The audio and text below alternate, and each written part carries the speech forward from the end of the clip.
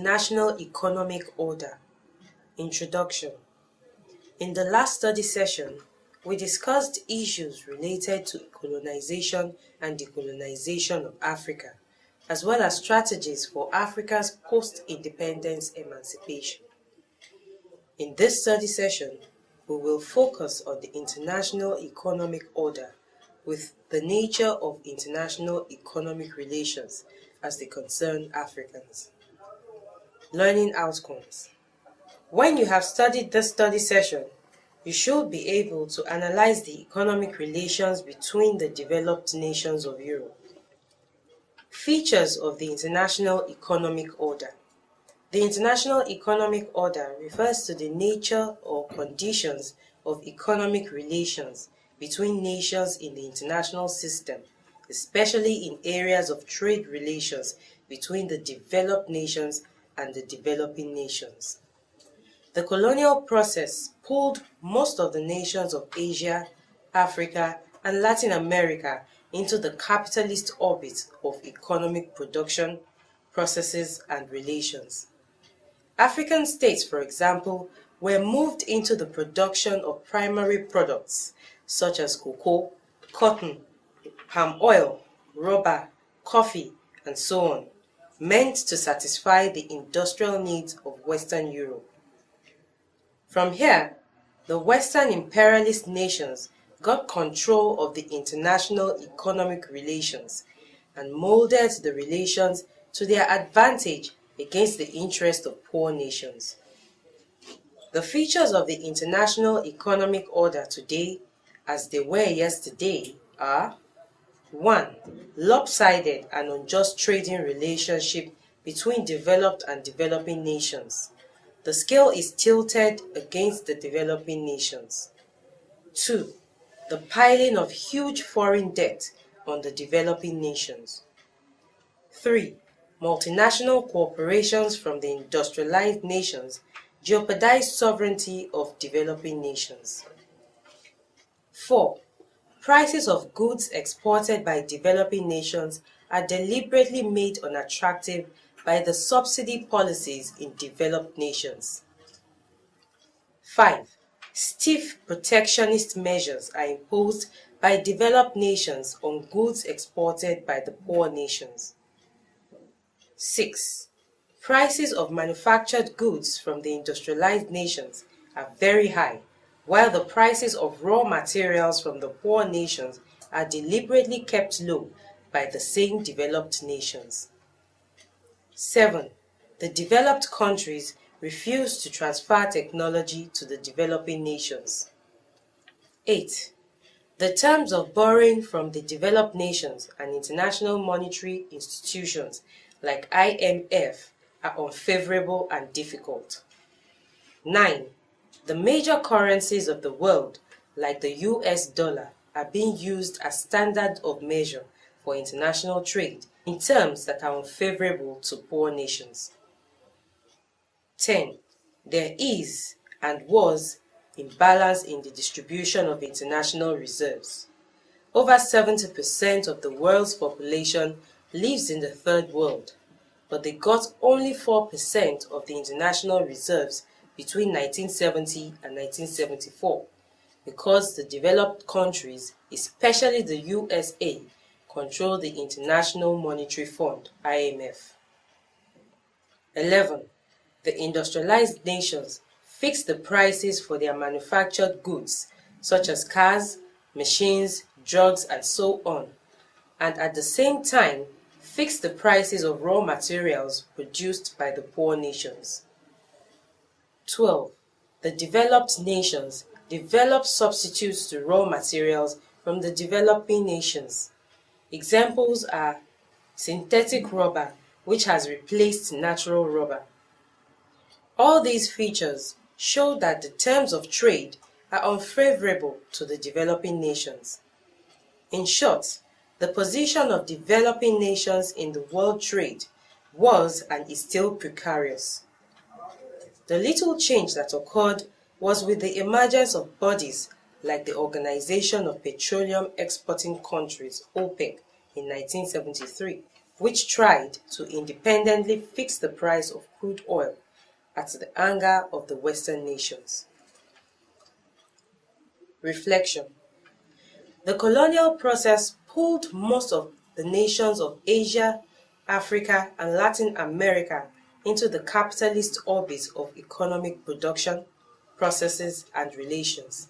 African states, for example, were moved into the production of primary products such as cocoa, cotton, rubber, palm oil, coffee, and so on, meant to satisfy the industrial needs of Western Europe.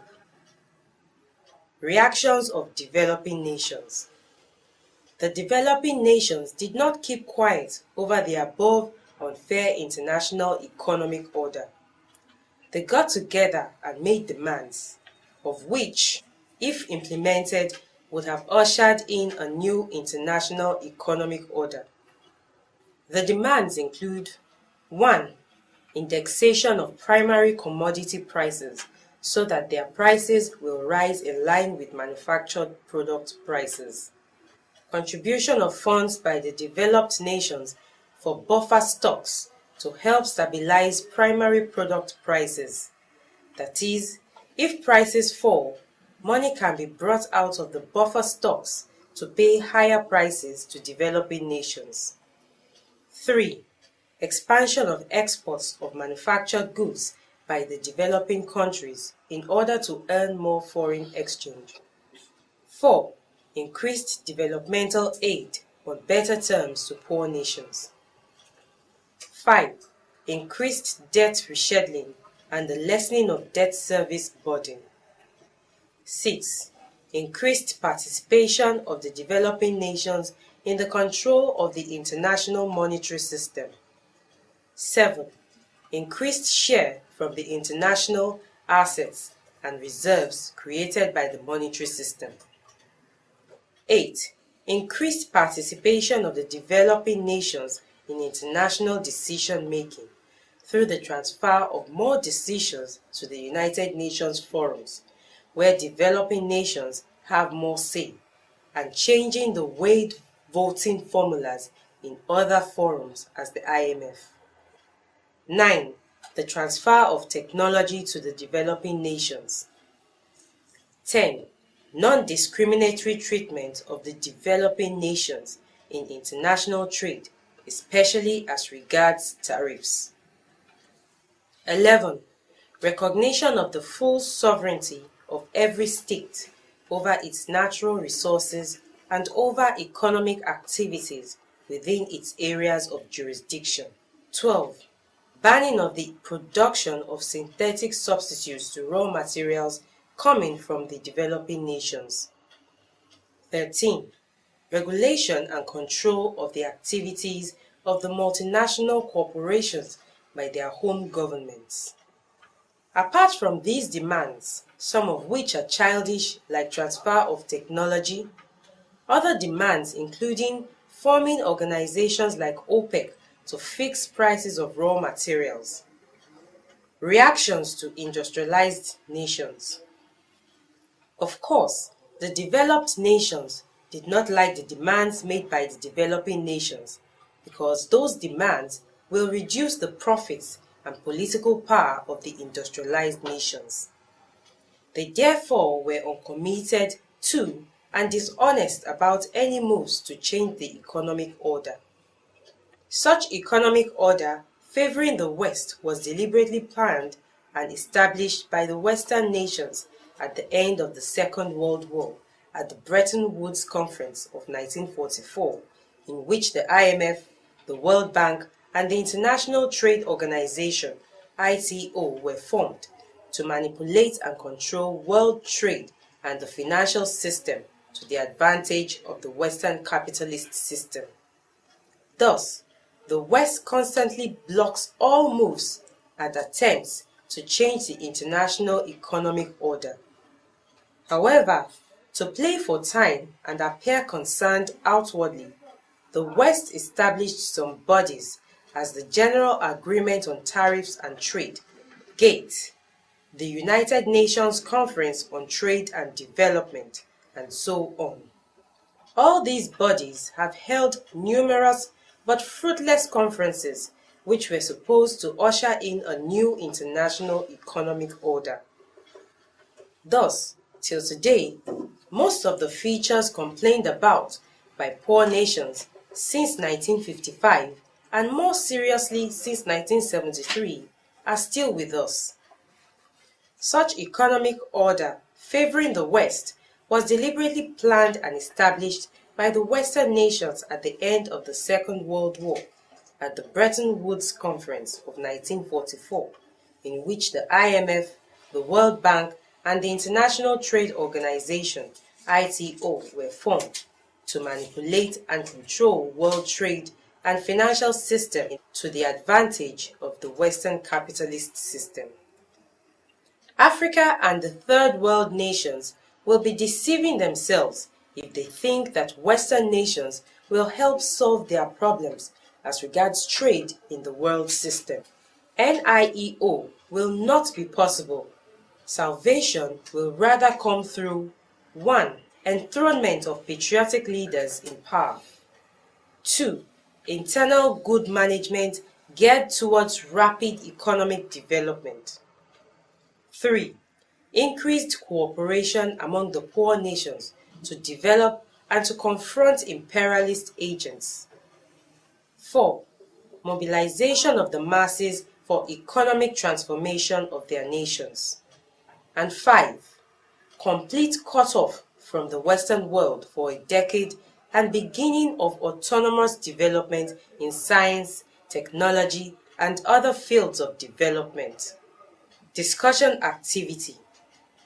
What is the way out for Africa's underdevelopment? A homegrown solution or Western solution? Post your findings on Study Session 3 forum page or course website. Study Session Summary.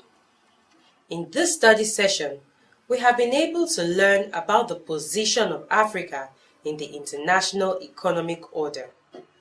We noted that the international economic order as we have it today does not favor Africa and other developing nations of the world, and was deliberately planned by the Western capitalist nations to be so. The features of this unfavorable economic order include unequal trade relations, huge debt burden on poor nations, unfavorable lending terms, and so on. The demands of the poor nations to change this unjust economic relation have not been met with the commitments by the industrialized nations. The salvation of the poor nation lies in their individual efforts in development and their collective efforts to challenge the imperialists. End of study session 9. Thanks for listening.